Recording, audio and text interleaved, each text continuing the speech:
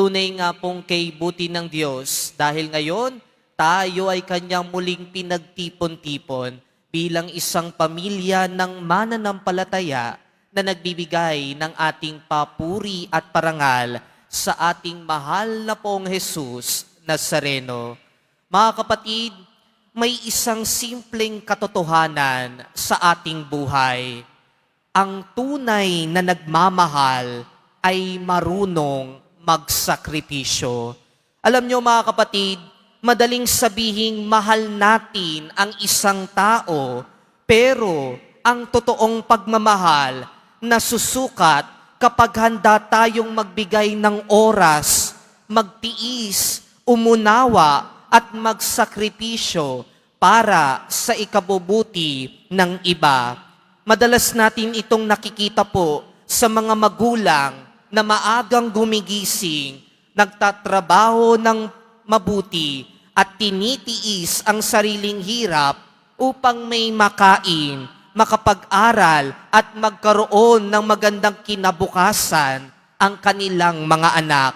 Sa Ebanghelyo po natin ngayon mga kapatid, sinabi ni Jesus, ang tinapay na ibibigay ko ay ang aking laman para sa buhay ng sanlibutan. Ipinapakita po ni Jesus na ang pag-ibig ay hindi lang salita o damdamin. Ang pag-ibig ay pagbibigay ng sarili. Hindi siya nagbigay ng tira-tira lamang. Hindi rin yung sobra lang sa kanya.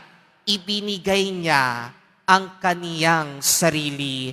Ibinigay niya ang kanyang buhay upang tayo ay magkaroon ng buhay.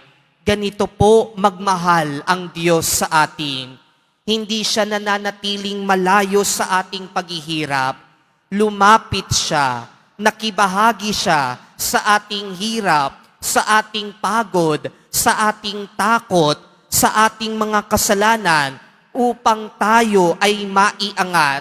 Sa krus, ipinakita ni Jesus na ang tunay na pag-ibig ay handang masaktan para sa kaniyang minamahal.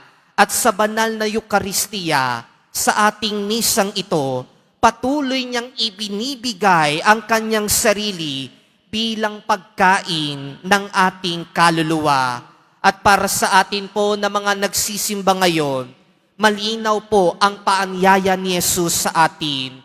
Kung gusto nating magmahal tulad ni Kristo, matuto po tayong magbigay ng sarili. Hindi po kailangan laging malaki ang gawin natin. Minsan, ang pinakamalaking pag-ibig ay nasa maliliit na bagay.